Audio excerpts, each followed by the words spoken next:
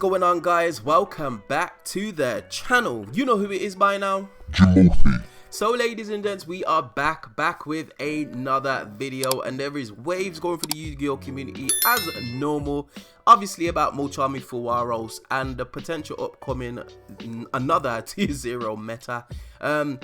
I tend not to really focus too much on the frustrating parts of Yu-Gi-Oh, and I just tend to try and find ways to combat it, because in my opinion I'm still going to play the game. So what I thought I would do for you guys is just give you some ideas of what I'm doing. Now a lot of people are leaving because they can smell another tier 0 format in the way of Fire, it's not Fire King, Snake Eye, Azamina, Sinful Spoils, Fiendsmith pile deck. So that is definitely going to be a deck to look out for, and it's rather powerful, ladies and gents. So thinking about that as an upcoming meta threat, I just thought here are some tech cards that you could potentially include to try and help you guys out. So without wasting any more time, let's get into it. Okay, ladies and gents, let's get into what you are here for, and that is card board. So the first card that I was actually thinking about was Retaliating Sea. Now I know this has been mentioned by a few other Yu-Gi tubers that are out there, but I actually thought about using this quite a while back, mainly because it's got a few applications. So let's read this card real quick. So when your opponent activates a spell card that includes an effect that special summons a monster, quick effect, you can special summon this card from your hand. If summoned this way whilst this card is face up on the field, any card sent to the graveyard is banished instead. If this card is sent from the field to the graveyard, you can add one earth insect monster with 1500 or less attack from your deck to your hand, except Retaliating Sea. So essentially this card is Macros Cosmos for your opponent. Now there's a few things I had to think about and bear in mind with this card. It can get outed pretty easily, especially by Fiendsmith Requiem as well as the Engraver, because the Requiem can equip to Engraver and Engraver can just send it away from the field. However, it does have a few other applications. For example, if your opponent activates Deception or any of the Azamina spell cards that special summon a fusion monster, you can just chain Retaliating Sea and they'll start to banish a lot of their resources, which is really useful. Now it's not necessarily game breaking, but what it will do is force your opponent to waste some resources to get rid of it, and then it replaces itself if it gets sent to the graveyard. So it's something to bear in mind, ladies and gents, with regards to going in that. And what I was thinking about is there are a lot of other cards that actually special summon via a spell effect, which this can be applicable to. So Original Sinful Spoils was another one that I had in mind. Obviously that's just going to be everywhere. Snake Eyes is not dead by any stretch of the imagination. What am I thinking? Some of the U-Bow cards, Nightmare Pain, Nightmare Throne, for example. What else? The Snake Eyes field spell, Divine Temple of Snake Eyes, when that activates to special summon a monster from the treated as a continuous spell to the main monster zone. Again, Retaliating Sea could be applicable in that situation. There's a whole host of ways where it can be applicable, and it's more so to just slow your opponent down and get them to burn some resources, as well as being able to replace itself. Now obviously it plays into talents, it plays into thrust, but what doesn't? You need to do something to combat your opponent, and I feel like this card is a little bit underlooked. And I feel with the upcoming meta, with a lot of spell cards being activated, well, Azamina is literally just a spell card deck. I've seen it run with Sky Striker as well, which is crazy. But yeah, Azamina is literally a spell card deck, so it's going to be live more times than not, and especially with your opponent like potentially main decking 6 Mochamis in the form of Perulea and Fuwaros.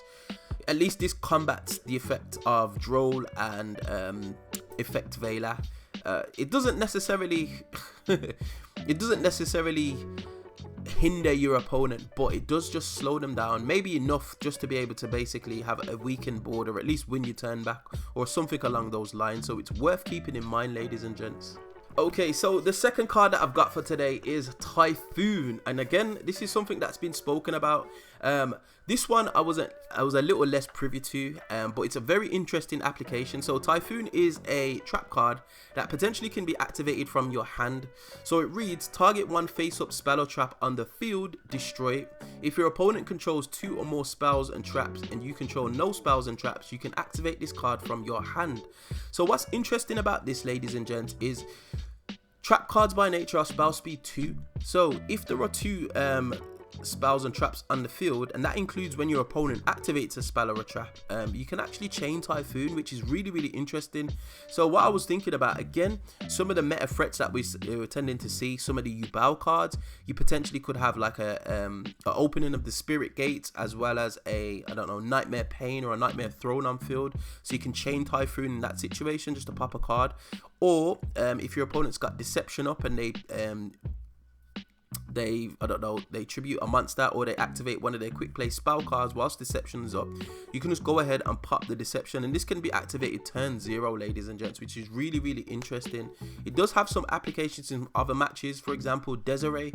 Obviously Desiree needs to have the Link monster equipped to be able to target a number of cards on field, and if you chain this to the Desiree, you can pop the face up equip spell and just basically negate it. And what I feel like is really interesting with this is being able to use it turn 0, which is the caveat here. Obviously Cosmic Cyclone's a far better card, but that doesn't have the same application as Typhoon does.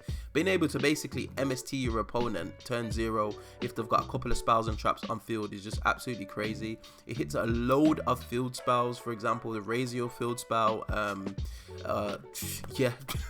I'm just thinking Kastira is still a card, still a deck. Again, it outs the Kastira board, especially if they've got Birth and a field spell on. So it does have a lot of applications, and for the most part, you can just set it. It doesn't necessarily have to be activated from the hand, and I like that flexibility.